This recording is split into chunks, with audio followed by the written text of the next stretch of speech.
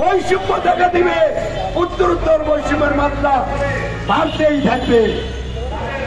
তাই আমরা স্পষ্টভাবে বলতে চাই, গণতন্ত্র, রাজতন্ত্র, সমাজতন্ত্র, সামরিকতন্ত্র ইত্যাদি মানুষের রচিত সকল তন্ত্র এবং এইসব তন্ত্রের ভিত্তিতে রচিত সকল সংবিধান মানুষের মানবতা মনুষ্যত্বকে ধ্বংস করে দিয়ে মানুষের মধ্যে হিংসতা, অসুস্থ সৃষ্টি করার জন্য শয়তানি তন্ত্র, শয়তানি সংবিধান।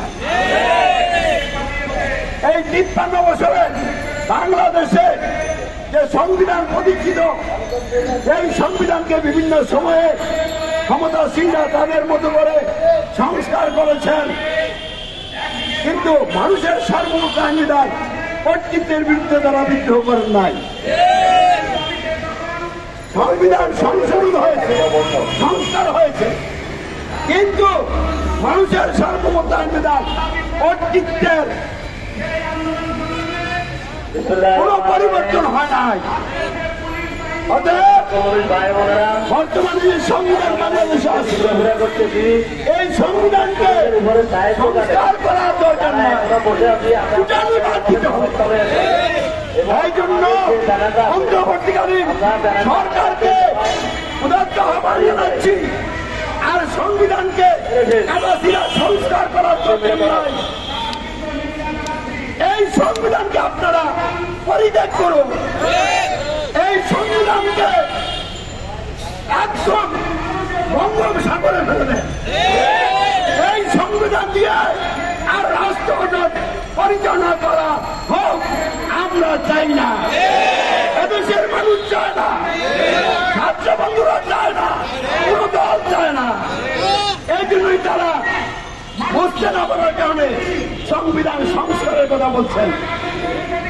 তারা যদি বুঝতেন আইনের ভিত্তিতে সংবিধান রচিত হলে ওই সংবিধান দিয়ে সমাজ, রাষ্ট্র, আদালত, প্রতিটি কর্মকাণ্ড পরিচালিত হলেই দুর্নীতিমুক্ত, বৈষম্যমুক্ত সমাজ, রাষ্ট্র গঠন হবে, অবশ্যই তারা কোরআনকে সংবিধান হিসেবে গ্রহণ করতেন।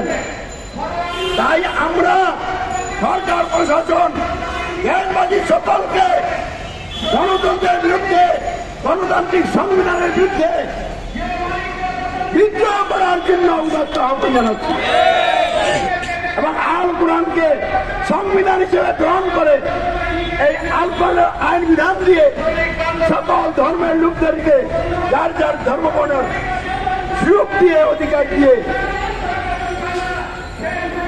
আল্লাহর সার্বভৌমত্বের ভিত্তিতে তার আইন বিধানের প্রতিনিধিত্বকারী নেতার নেতৃত্বে একটা কল্যাণকর সমাজ এবং রাষ্ট্র গঠন করতে চায়। তাই এবারের আন্দোলন গণতন্ত্র এবং গণতান্ত্রিক সংবিধান থেকে দেশ এবং জাতির মানুষকে মুক্ত করার আন্দোলন।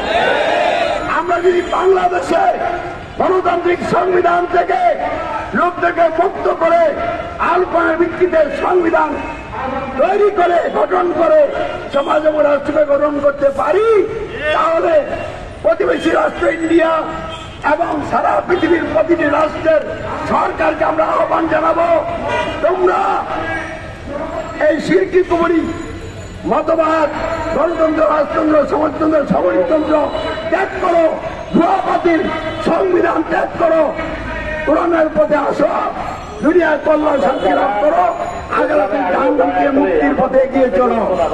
আমরা এটা নিজেরা ঠিক করে রেখেছি।